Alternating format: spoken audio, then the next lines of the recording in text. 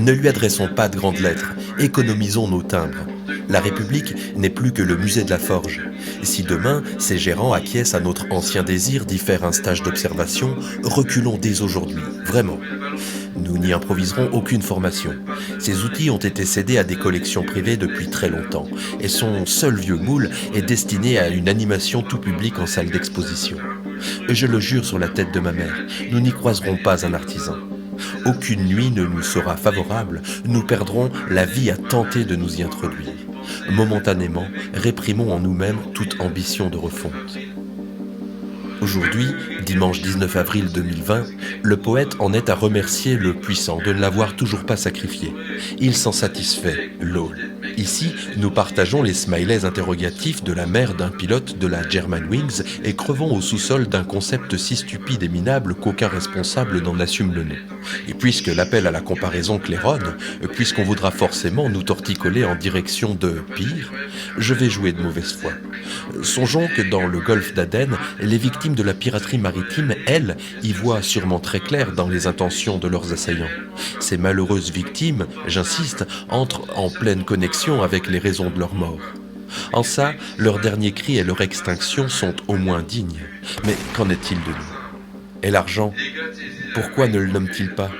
Peut-être les puissants jalousent-ils notre relative indifférence à cette idée. Peut-être sont-ils persuadés que cette indifférence est feinte. Ou peut-être n'est-ce pas si évident, souhaitons. Espérons que ce soit au moins compliqué, sinon complexe, qu'il ne s'agisse pas du simple syndrome du copain poître. Ce copain, rongé par l'avarice, une pathologie sociale au sujet de laquelle il n'ouvrirait jamais un début d'aveu d'ailleurs. Cet ami qu'on adore tout de même très sincèrement. Depuis notre récente aventure virologique, le temps de la réflexion nous a été douteusement trop donné. Nous avons eu l'occasion de nous mettre au clair sur un point au moins, dont nous ne nous cacherons plus. Ces 30 dernières années, en effet, nous sommes très nombreux à avoir adhéré à la notion pourtant absolument hypothétique du bon mode de vie. Nous, les adultes, avons tous déconné poliment. Mais on peut admettre qu'il était relativement difficile de faire autrement. N'en rougissons plus. Nous avons été très sages, nous nous sommes beaucoup investis pour le rien, par le rien. On ne nous y reprendra plus. Nous allons changer le programme. Contre toute relativité, il reste du temps. Qu'un Dieu nous ait mis sur cet élastique, qu'on puisse l'étirer ou non, il reste de ce temps immense. Et nous sommes à sa pointe. Jusqu'alors, notre rapport à l'histoire n'était vécu qu'à travers le souvenir de la frise chronologique d'une salle de classe qui sent le cuir et la gouache.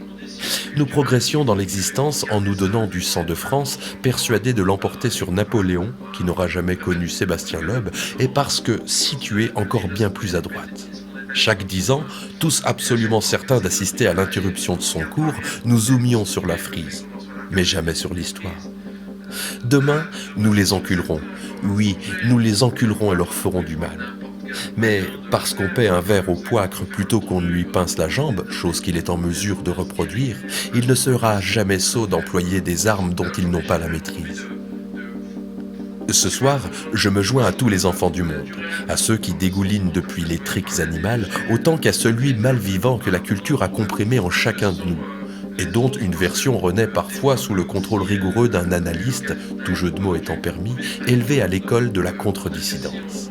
Je me joins à vous donc et suggère qu'à raisonner en termes d'exode massif, de distribution géographique de bastions, d'inspiration creusoise ou zadiste, de structures psychologiquement sécurisantes en tout cas, fondées sur un modèle associatif, mutualiste, structuré dignement, nous gagnerions beaucoup à désormais télétravailler pour des pommes.